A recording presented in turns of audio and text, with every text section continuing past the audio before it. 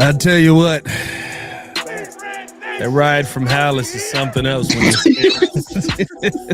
You all right? Wake up, Pat. You all right? Oh boy! Yeah. Breeze Nation, what's good? We're only 2 days in, and I feel like Declan Doyle. It's just a corpse. Just dead. Nah, honestly, man, a lot to get into on today's episode. A little bit shorter episode because of the fact that it took me so long to get home. But Ben Johnson setting a clear tone today at camp. I mean, clear tone. Wow. We're talking Claude Rains, Invisible Man out here. Not playing around. Nope. We got to talk about some Luther Burden concerns. Dennis Allen out here doing updowns. Is that going to help? And Ozzy Trapilo getting the start at left tackle. Got to break down all that and more on today's episode of the Windy City Breeze. Hit that like button, subscribe to the page, leave a 5-star review. Y'all know what to do. Jordan JC, how are you, my friend? What's up, man? Hey, man, feeling good, man. Ready to get into this Bears content, man. Interesting stuff for this first day, day one. A lot of all over the place for this day one. A lot of concerns. Hold on. I got to do this because you see who's here. I know. Who's here. Talk about I can't wait to hear the excuses, blah, blah, blah. You want to talk about our DBs and you're turning wide receivers into DBs out here? Ooh. You shut your mouth. Shout out Jimmy Laffer, huh? Yeah, that's right. Yeah. He got the nerve to talk about our DBs. They got so few DBs, they making wide receivers DBs. Shut up, Jimmy. Bad day. It's a bad day. You had one, you let him go. Hey, you traded a DB just to make a wide receiver a DB. Oh, I'm on one today, ladies and gentlemen, and I'm pouring a shot. You get what you get. Appreciate y'all for tuning in and showing love. Hit that like button, subscribe to the page, leave a 5-star review. Y'all know what to do. Come on. Push the button. Come on. Push the button. Come on, push the button. Yeah, come on, push the button. You heard what she said. Y'all heard what Sue Young said. Hit that like button, subscribe to the page. All right, let's start off with the big story of the day, Jordan JC. Ben Johnson sending a message today that I think everybody heard loud and clear. You have to get the details right. Today was a day where I wish I could come on here and tell you, oh my God, listen, Caleb had a day, boy. Everything was perfect. He absolutely hit the ground running. It was not. As I went through my notes multiple times in the traffic on the way home, I wasn't reading and driving. No. I put it into a thing where it can read it back to me. So calm down, everybody. Right. I love that everybody was so worried about me. They're like, Pat, please get a phone stand, bro. Like, why are you driving and dropping videos? Jesus, man. I was like, you're right. So I put it into ChatGPT, told it to read it back to me. Caleb Williams started his day terribly. Interception to Tremaine Edmonds. There was no one there. I saw where he was trying to get it to DJ Moore, but DJ Moore was not there. Swift had a nice run up the right side after that. A really nice run, actually. That probably would have broken for a touchdown, but you can't evaluate any of that with no pads on, right? And then right after that, Ben Johnson was furious with the offense, telling them to re-rack the play twice. Caleb Williams ended up holding onto the ball right after that play, basically getting a sack. They swapped the team out. They come back out. Swift had a nice little cut back on the other side. Seemed like a broken play. It instantly wrapped up. You had a play action pass that Caleb Williams ended up turning into a keeper. That was pretty much the end for that. Second team got in. A very interesting thing on the second team, though. Austin Booker getting interior looks. Dennis Allen talked about that a little bit today, giving guys some different looks. Yeah, it's not going to work. He don't weigh enough.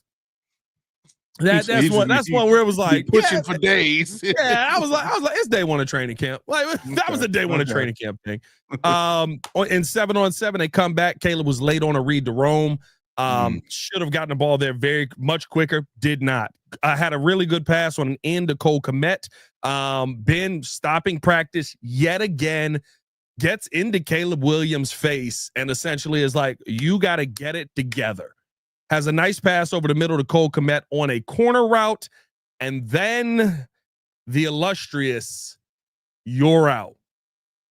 after yet again the first offensive scheme struggling to figure it out.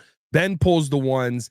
Case Keenum was in with the twos the entire time. Backup quarterback controversy there. Case Keenum was with the twos the entire time, and the second that Case walked in, I mean, a dot. I mean, Brandon play perfect execution right over the middle. Boom.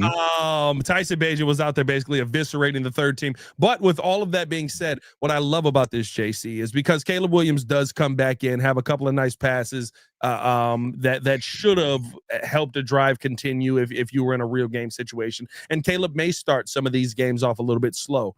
What I loved about it, though, was as I looked across the field as the special teams unit came onto the field, you see Ben Johnson having the conversation with Caleb Williams. You see him talking to him, trying to say, hey, this is what you got to do. Now, I wasn't close enough to hear any of what was said there, but you can see that it's not just I'm screaming at you for screwing up. I'm also coaching you on the back end, telling you what I expect from you. When they end up coming back, you got a nice comeback to DJ Moore, beautiful screen pass to DeAndre Swift. He threw a really good ball to DJ Moore and he put it in a spot only DJ could reach. It was a really good play by Jaquan Brisker to break it up. And then there was a ball thrown to what would have been the right spot as two defenders were converging in, but for some reason Devin Duvernay just running. Slowed down. I don't know what happened there. But listen, outside of that, there were a couple of, and there's some fun plays to talk about from that as well. But I love that Ben Johnson set the tone. I love that he was like, listen, it's not just run the play to get through the plays. I'm not just trying to get through the plays. I'm trying to build something that is successful here. I think Cole Kmet emphasized that in his conversation with us today in the media. What are your thoughts on the fact that Ben Johnson on practice one, pulling Caleb Williams and the first team offense out of the drill? Do you like it? Is that something concerning to you? What are your thoughts? Not concerned at all. I love it. Again, it goes back to everything you've seen from Ben Johnson since he set foot in this building and has become the head coach. Is he's setting a standard, and it's something I think even Cole Kmet talked about, which is really what I love. It's results driven versus detail driven versus results driven. Like right now, yeah. You know, first day of camp, you throw a really good pass, over the middle to DJ Moore, but it's not there at the exact time it's supposed to be. Then in the real game, you're going to get sacked because you're holding on the ball too long. That's what Ben Johnson is trying to drill into Caleb's head. And so I love the fact that even though it wasn't necessarily a successful day for the offense, it ended better than it started because what you're seeing is that you learned from at least some of the mistakes you made in the beginning of, when you had to get pulled out. And I love the pull out. Whoa. Wait a minute. I'm sorry. I mean, shout out to you. If we're being honest, I mean, how old are you? 36, no kids, right? 36, 35, no kids. I mean, big shout out Ben to Johnson, you, my boy. Pull it down, King Book of World. Dang it. I know. Yep. Put my foot in my mouth again. Anyway, I appreciate that Ben Johnson was able to pull out the first string, including quarterback. Oh God! I always give something for the chat, man. I enjoy you guys. I always give something for you to laugh at. Anyway, but Ben Johnson, like, he's setting the standard. He's serious about his business. He wants to make sure that Caleb is going about this the right way, and so you're holding everybody accountable to the point where, hey, you get out. I want to see other people do it. And if it looks right there, like you mentioned, as soon as Keenum came in, he's throwing a dot. That's how it's supposed to look like. Yeah. On time.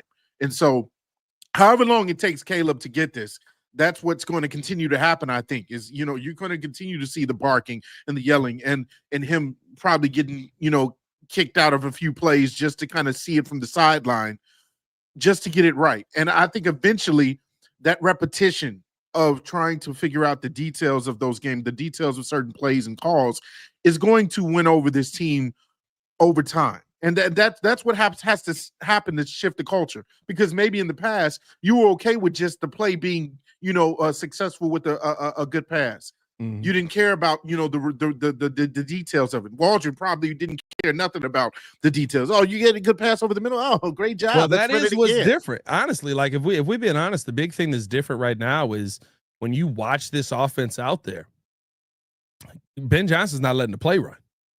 You're not in the right mindset to run this play. Run it again. Get back in the huddle. Ben Johnson, Shane Waldron, there were so many times where like you would go, and Tom Waddle talked about this. I had him on the Chicago Bears podcast today. That'll be dropping in probably about, I think 10 minutes, something like that. So tune in with us on that. But like he was talking about how last year there were so many times where clearly a play was dead that they would still run the play just to make you feel good. Well, you want to see a completion. It's not real football, and it sets you up for bad habits when you get onto the field. Seems like Ben Johnson kind of not doing any of that, blowing plays dead before they even get started. There was a play today where Caleb Williams it was great coverage by the defense, and it probably would have ended in either Caleb running the football, turning it into a scramble drill, or a sack. He just blew the play dead. Like Caleb knows how to run. Caleb knows how to watch the whoop, whoop, jump. Yeah, I mean, like he knows how to do all that. A little hop, skip, and a jump. That he knows how to do all of that, and we know that he knows how to do all of that. I need him to know how to make the throw on time to the right person. I love the fact that Ben Johnson is doing that early on, and I think that's something that the Bears really can benefit from. Looking at keeping the show moving along. Appreciate y'all for tuning in, showing love. Hit that like button, subscribe to the page if you have not done so. By the way, Jordan, JC, we are over 100 already. Okay, over 200 next over 300 next all right. 300. They don't get a morning breeze, but it's good evening. Apologies. This practice starts at 8:30. What do you want from me? I'm giving you the morning drive right now. Yeah, you really are. Yeah, the morning drive. What do you want to say? Sacrificing life and limb. Luther Burden was not out there today. I thought that was very interesting because Colston Loveland was out there. Luther Burden not even visible. Colston went through one-on-ones, or not one, kind of one-on-ones, I guess, but he went through drills. And you saw him seem like he was fine. Luther Burden not out there today. I was a little bit concerned about that because remember yesterday, the one thing that Joel said was as long as it's not a hamstring injury, that's what we're not worried about here. I don't know if Brad Biggs knows this from some of his sources, somebody inside the building has told him or what, but what Brad Biggs said today was that he had been dealing with a hamstring injury and that he still has not returned from practice. Now, I don't remember them saying, and maybe you guys do, I don't remember them putting a designation on what the injury was, but if there's a hamstring issue there, we know that can linger. That could be something that ends up being taking time away from Luther Burden on the field. The one question that I do have, though, are you concerned because, your second round pick's not on the field, or do you feel comfortable enough with the people we have on the team at that position? I mean, obviously we have a slew of receivers, and so I'm not necessarily concerned from the aspect of the depth of the receivers, but I'm still concerned because Luther Burden technically hasn't really put together a string of practices and really gotten connected to this team yet since he's been drafted. You got the contract done. That's good, but now it's time to actually get to work. It's time to really, really go. And so with this lingering issue, and we already talked about it, as you mentioned, Joel saying that, hamstrings can be either something that you can recover quick from, or it can take some time to heal. It just depends on when he feels 100%, when he can get back out there. And so I'm sure they're going to be monitoring him and seeing, how quickly he's a young guy. So hopefully it doesn't take forever for him to get back to it. But Luther Burden, it really needs to kind of get out there as soon as possible, because you got guys that are capable and willing to take his spot. So that's my only concern. Yeah, we'll see if that ends up happening. Again, I think you've kind of got this situation where we'll talk about with Ozzy Trapilo here, where that is a Ben Johnson and Ryan Poles guy, but Olamide Zaccheaus is too. Ben Johnson wanted Olamide here. Ryan Poles wants Olamide here. He signs him.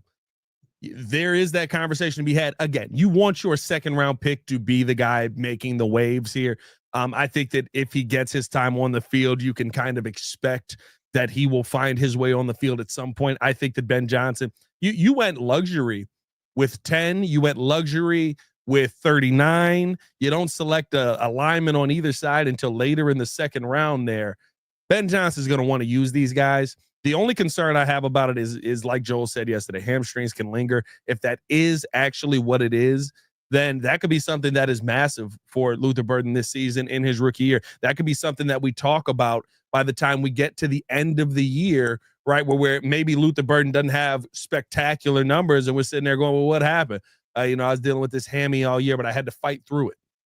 Mm-hmm. How many times do we see guys do that?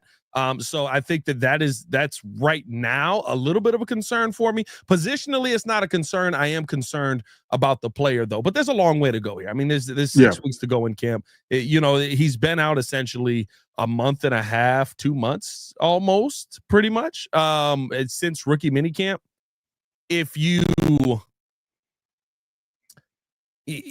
He could show up tomorrow and none of this could mean anything, basically. Yeah. Right? Like it could have been, let's give it one more day, see how it feels. Yeah. And then tomorrow when you come back, it felt great, coach. Let's get out there. Let's get to work. So we'll see what that ends up doing. What'd you think of the Dennis Allen up-downs, my guy? I mean, TJ Edwards said it best. He hasn't done those since he was, a young kid or in 8th back grade. in high school. Yeah. I don't remember doing up-downs either since maybe summer camp. But we can see it's been a while. Hey, you shut your mouth. You don't need up downs to eat a steak, all right? I've paid my dues already. No, but I got some up downs for you. No, I mean, hey, backs up and down. I was about to say that arch is ridiculous. Hey yo, but you are going nuts today. Are you okay? I'm losing my mind today. Whatever, I don't care. But the whole point for Dennis Allen is that he's setting a standard again. And you heard Edwards talk about it. Is that even though it's something that they don't ordinarily do, that's kind of like their way of paying the toll in a sense. And obviously, when you go passing the toll, you got to pay the price. And so that was essentially his message: is that this is a standard we're setting. Everybody has to lock in. It's go time. And so that's just part of, the responsibility of, paying the price. This is, what did you say? He said, you should be privileged or happy that you're a part of this defense. It's a privilege to be a part of this defense. Be on this defense. Yeah. I love that. First of all, and like that's what you're saying to everybody is that, you're should be grateful that you're here because this defense is going to be a top defense. Yes, I'm fine, Dark Mind. Okay. I'm okay. You had a little pigeon powder before. You're right. A little parrot powder that does the body good. My thing is, Robbie said, "Jesus, we did up downs in the Pac-10, still in the 90s." I'm just saying, hey, and those were difficult because Edwards said he was still recovering from it during his interview. So it's like, hey, you're working these guys hard. You're making sure that again, it's the details and everything, whether it's on offense or defense. You love the standard that these coaches are setting.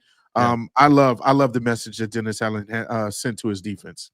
Yeah, listen, and it wasn't even sending a message. It was truly, I guess it is kind of sending a message, but it really was just like, hey, like, this is how we work and get mentally stronger while we're waiting for our time to get onto the field.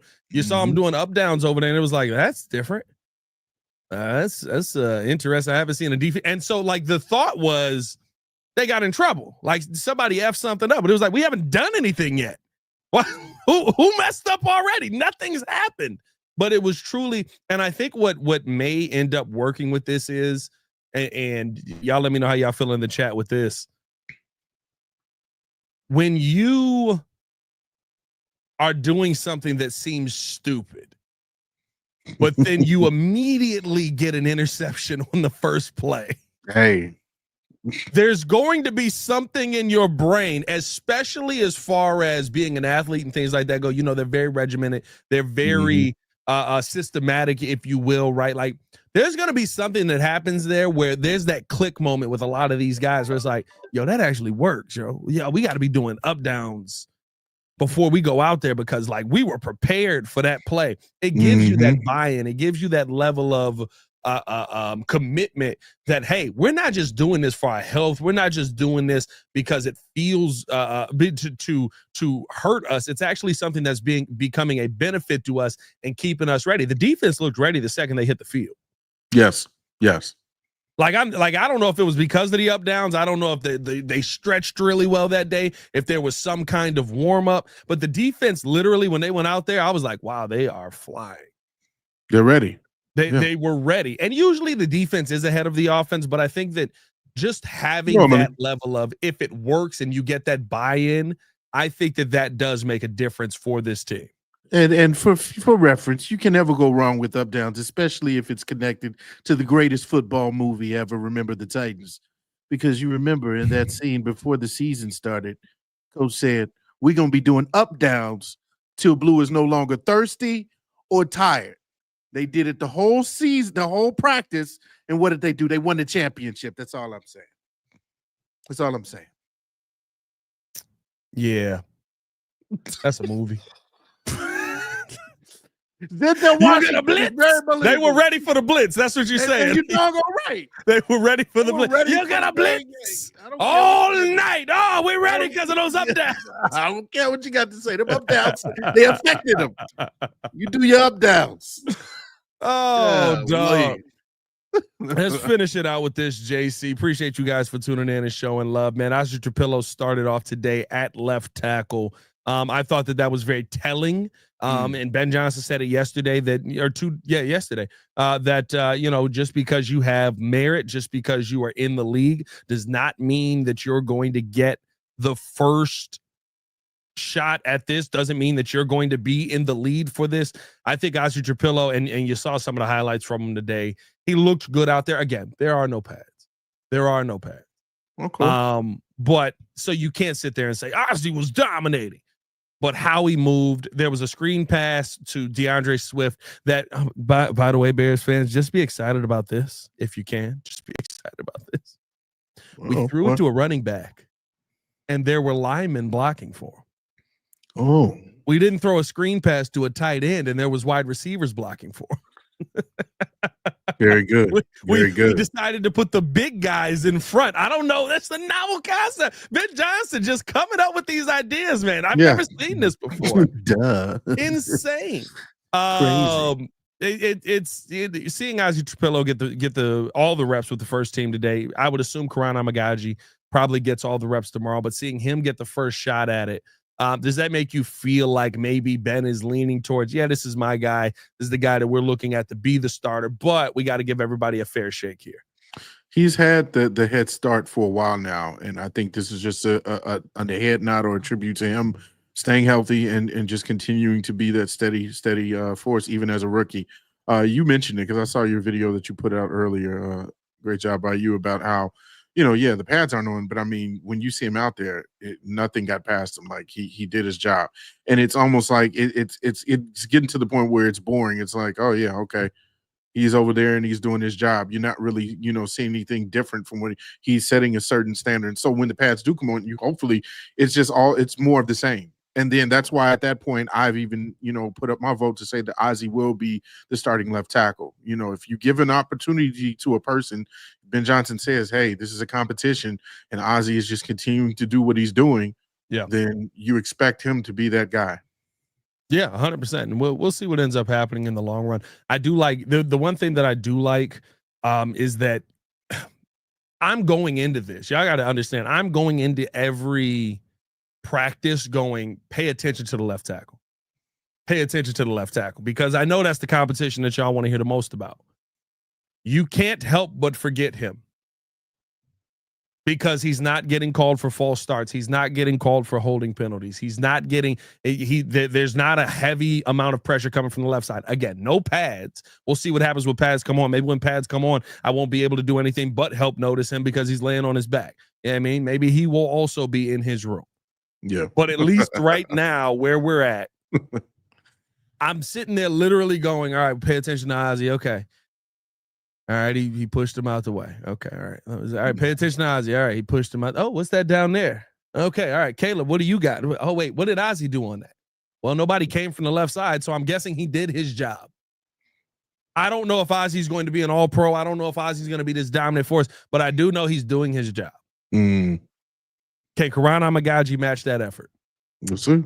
Can Braxton Jones match that effort? We will see. And I think that's something to really pay attention to. Unfortunately, we had to do a shorter one because I got other shows to do today, and I had to run all the way from Hallis. And I gotta get out of here. That drive is, dare I say, meaty, ladies. It is meaty. It is meaty. You're going to be up there driving there all week. Oh, every day, baby, because I love covering this football team for you guys. Appreciate y'all for showing love as always. Hit that like button. Subscribe to the page. Leave a 5-star review. Y'all know what to do. As always, man, for Mr. Media himself, George JC, it's your boy Pat the Designer, back at it again. Hey, yo, y'all stay safe out there, Chicago. Bed down. One love. Peace. Oh, yeah. Man, you're not still supposed to see us. There we go. You're still on the screen for a little while. I didn't like that. You get a little behind the scenes. A meat smorgasbord, Mike. Whoa. Oh, my. What? I finally saw where that came from today. Like, why that got popular. Oh, yeah. That's funny. Oh, my. I got to put that on the soundboard.